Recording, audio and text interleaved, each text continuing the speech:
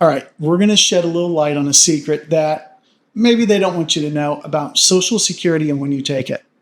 It's a little term called break even. And once you understand how this works, all of a sudden it's going to make this decision so much easier. You cannot decide when you're going to take Social Security without understanding this first. So in this video, let's dive right into it and look at how this whole process works.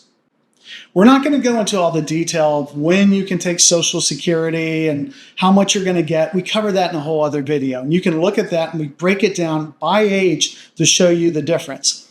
Here's the key piece.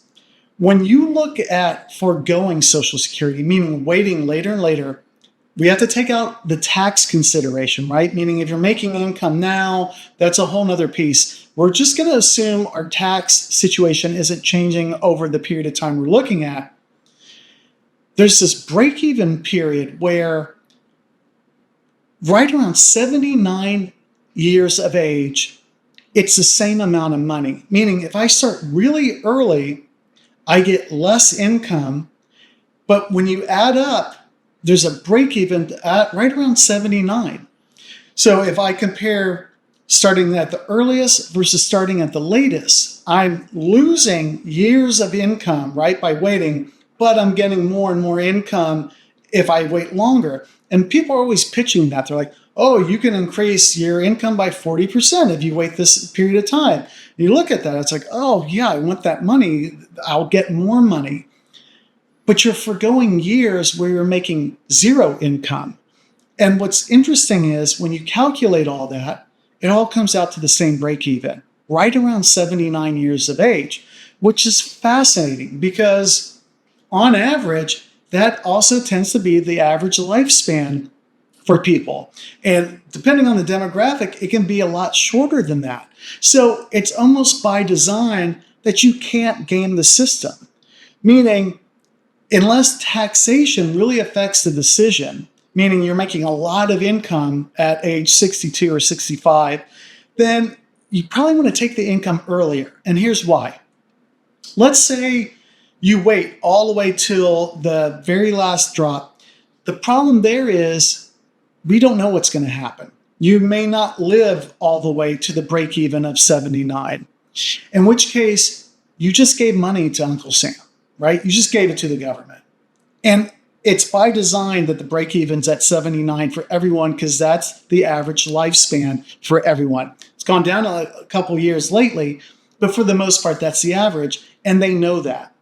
And if someone unfortunately dies at 67 or 65, they don't have to pay them out. And they waited not to get Social Security. The argument is, oh yeah, but if you wait, you can get more money per year, but you've gone years with zero income. And when you add all that up, you come up to that same break even up 79. Now, again, you have to look at taxation, but keep this in mind that they know it's by design that 79 is the break even. All right, with the break even, we're talking about total income that you hope to get over a period of time by waiting or by taking it early. We mentioned taxation because that's a key piece, meaning if your income's very high when you're young, let's say you're 62 and you're still making a lot of income, well, we talked about this in a separate video as well, but the Social Security is going to be taxed as well. And it's going to add to your taxable income, so you got to take that into account, meaning there might be a tax benefit to waiting if you still have pretty high income early on, but a lot of people in their 60s, at that point, they have fixed income. It's either investment, they're not actively earning it with work. In that case, that fixed income probably isn't going anywhere, meaning it's going to be there to add Social Security to anyway. And in that case, that break even still comes into play because your base income outside of Social Security is probably pretty stable for a lot of people. And Social Security, it just adds on to that, in which case that break even still applies. Whether it's taxed at a higher rate or lower rate, almost doesn't matter because there's this base of income added to it. So only if you have higher income when you're young and you expect that to drop significantly, might you take that into account and look at that for delaying because then you're going to have a lower taxable income later on. But for a lot of people where it's steady income, that break even still applies. They got our number 79. So that airs for taking Social Security earlier. Obviously, there are other things that come into play. Look at your financial situation. Just make sure you understand how this works so you can play it to your advantage rather than to the government's advantage. If you stuck around this long, thank you. We appreciate it. You probably have more questions.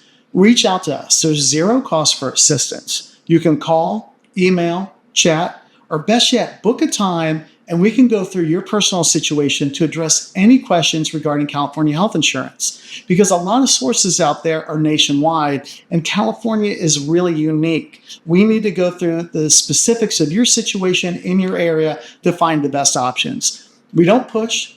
We don't try to sell anything. We answer questions. And if you look at our Google reviews, you'll see that reflected in how we deal with this. We're happy to help. Reach out to us. And do us a big favor, if you could like and subscribe below, that's fantastic so we can keep bringing this information to California.